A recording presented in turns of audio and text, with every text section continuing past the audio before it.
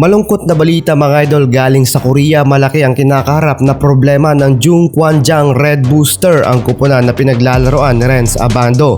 Ngayong regular season mga idol sa Korean Basketball League ay patuloy ang pagbagsak ng KJC sa standing sa liga. From rank 2 mga idol down to rank 6, ang defending champion ay hirap na makabawi sa momentum sa ongoing season.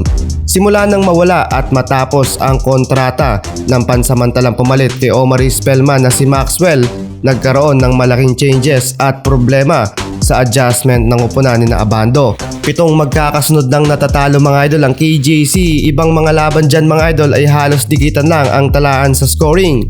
Sa pag-asang sa pagbabalik ni Spellman sa kupunan ay inaasahan ang magandang pagbabago sa campaign ng KJC. Si Spellman kasi mga idol ang isa sa dahilan ng pagkampiyon ng KJC sa 2022 and 23 Korean Basketball League, where he averaged 19.5 points, 9.9 rebounds, 2.4 assists, and 1.4 block while shooting 44.4% from the field. Ang daming nangyari kay Omari Spellman mga idol noong off-season nila sa KBL, kung si Renz Abando ay sobrang nababad sa training and practice ng Gilas Pilipinas para na din sa kanyang personal development ng kanyang skills and talent. Ganon din naman si Omari Spellman dahil naging naturalized player din siya ng bansang Lebanon.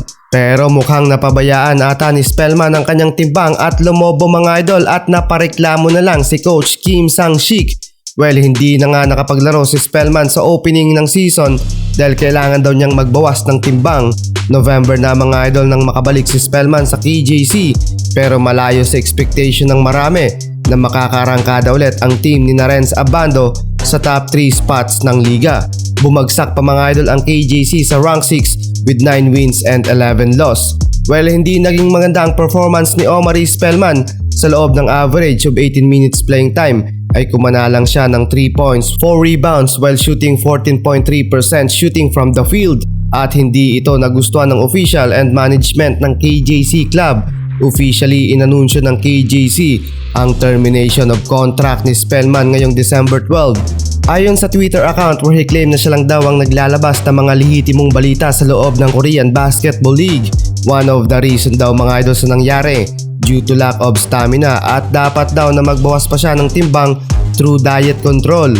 Well, abangan ulit natin mga idol ang bagong foreign player na papalit sa posisyon ni Spellman at patuloy lang natin suportahan ang campaign ng KJC at ni Renz Abando sa Korean Basketball League. 네, 오마리 스펠맨 직접 올라갔어. 원핸드 슬램. 블락샷으로 막아냅니다. 말도 안 되는 블락샷이 나왔습니다. 렌즈 아반도.